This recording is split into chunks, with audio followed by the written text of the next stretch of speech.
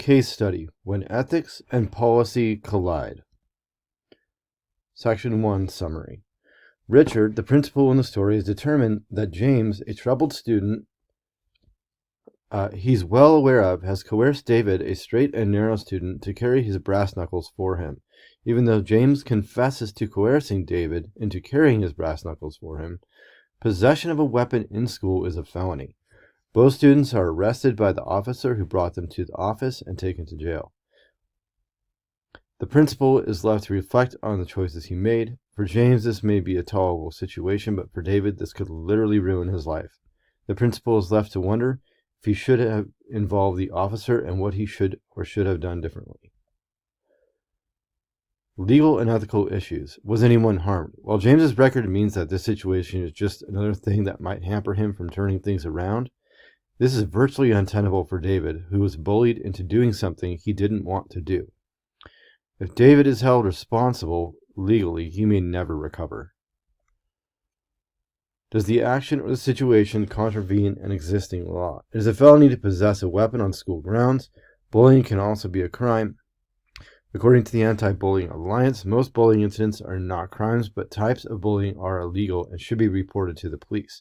This includes bullying that involves violence or assault, theft, harassment, and intimidation over a period of time, including calling someone names or threatening them, making abusive phone calls, and sending abusive emails or text messages. Once an incident is not normally enough to get a conviction, and anything involving hate crimes. While this is a singular situation, the involvement of a weapon likely elevates the level of bullying. One could question whether or not this should supersede the possession charge. Was there a breach of contract? Were the actions discriminatory or constituted harassment? James's actions absolutely constituted the harassment of David. If David had felt like he had a choice and was not intimidated, he would have likely pushed back and not taken the knuckles. It is worth noting that both students breached the student handbook by possessing a weapon in school. For his part, the principal breached contract to protect David by not filling out expulsion paperwork. However, I do not believe there was a breach of ethics. Synthesize. A situation has occurred in which a principal's ethical code to protect his students from harm does not see eye to eye with the school and legal policy of weapon possession. The facts. People involved. The assistant principal, who's caught between legal and ethical obligations. James, who bullied David into carrying a weapon for him. James's parent, who does not seem to care what happens to James. David, bullied into possession of a weapon, has no previous discipline, and is an honor student. David's parent, very upset that her son is not protected. Police officer, obligated to arrest both students for weapons possession, does not discriminate in these situations. Also, we should consider the school district and the community. The facts continued. Place. A junior high school with approximately 900 students. We are not given enough information to know whether or not it is urban or rural, etc. Program. The only information given is that this takes place at a junior high. Alright. Could the conflict, the situation, or the decision be damaging to stakeholders or to the community? Absolutely. For David, who's an honor student, a felony charge and expulsion could be devastating. Mom and dad may be motivated to sue the school district for allowing their child to be harmed, so this is potentially damaging to the school district. The community could also lose faith in the school district because they failed to protect an innocent student. This could also damage both the school district and the community, as the community won't have schools that they feel are best for their children, and it would kill the reputation of the school district. What individuals and groups have important stake in the outcome? The associate principal, the head principal, the school district, David and his family, and potentially the community as a whole, and James and his family as well. Have all the relevant stakeholders been consulted? No. There's no mention of communication with the head principal or even the superintendent. More communication could be useful here. Can I learn more about the situation? Yes, we are not told a lot about the legalities of this situation other than possession of a weapon on school ground. I feel there's more here, especially to protect David. Almost all states have bullying laws. Also, Where does the head principal stand, the superintendent? If they are on the assistant principal's side, there may be some power in numbers here. Do I know enough to make a decision? In terms of what the assistant principal should have done, I fully agree with his choice ethically and would probably take the reprimand.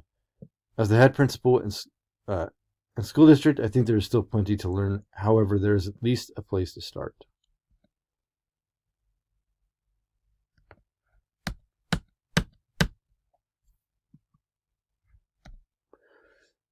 Options and consequences. 3 possible options. 1. I could do nothing, tear up the paperwork, and take the reprimand, and thus hopefully protect the student. 2. Meet with all stakeholders and discuss all possible legal options and advocate for David and even James as much as possible. Also advocate to implement better discipline systems and options. Other possible options.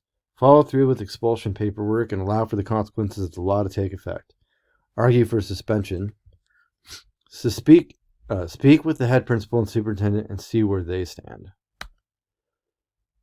Option 1, do nothing. This is more or less the option presented in the case study. Tear up the paperwork and take the reprimand. While this seems simple and easy, the ramifications could be far worse. David is not protected from harm in this scenario, as it would likely fall on someone else to fill out the expulsion paperwork in the end. David would likely be expelled and fall victim to the law. This is an ethical nightmare in the end for the assistant principal and not something he really wants to live with. There is also a strong possibility of legal pushback by the parent against the school district for not protecting the child from being bullied into something illegal. This probably does not end well for the district, especially if it bleeds out into the community. Meet with all stakeholders. A meetup with all stakeholders would potentially allow for both ethical and legal issues to be discussed and solutions to be presented. All parties would be able to learn from each other's concerns, the options, the potential damages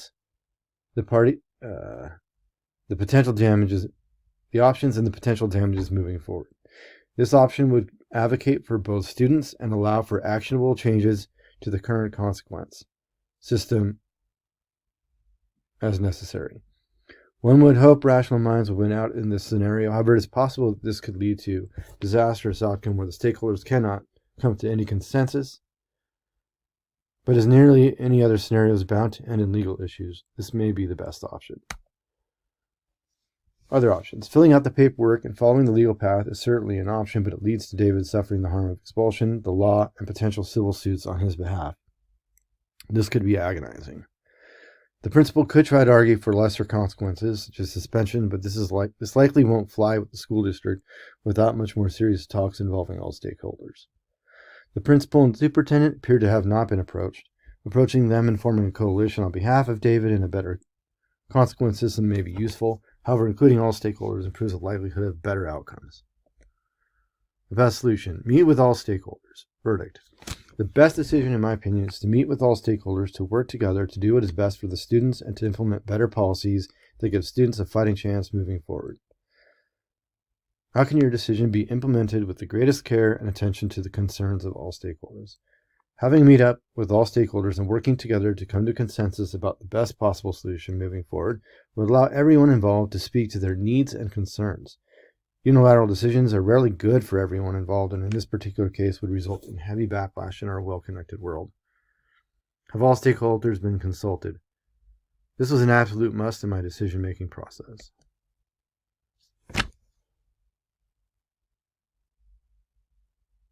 Implementation. In this particular case, there is a contravention with the law. Possession of a weapon is a felony, and there are laws against bullying, especially when intimidation is involved, that may also apply. So in making my decision, I have ruled out simply working with the individuals directly involved. Here are my steps moving forward. 1. Request a meeting with all stakeholders, including David and parent, James and parent, myself, the head principal, the director of secondary education, the superintendent, and law enforcement. Things that must be acknowledged during this meeting: the actions of James and the consequences for David as a result, the consequences to both students and the damage it may cause them moving forward, the potential damage to the school district and the community if David gets the full consequence of the school district, and the law. Meaning, will this be seen as fair to the community? And policies we can implement to better protect our students at Rocket Junior High School. Discuss how to get ahead of the Number 3, discuss how to get ahead of any potential public backlash that may come of this incident and handling of it. It's worth noting that if David receives the full extent of policy and law, it won't go over well with his family and will likely end up in a public forum.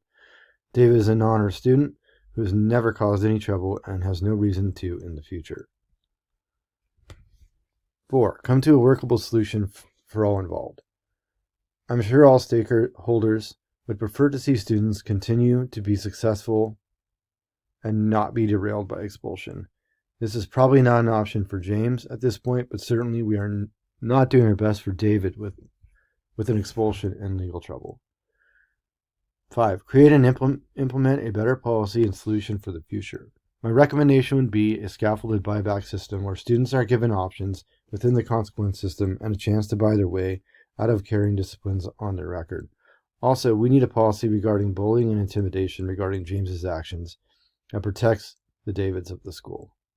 6, announce to the public what happened, how the situation is being handled, and how similar situations will be handled in the future to reassure the district that their students and their students' education matters and they will be cared for.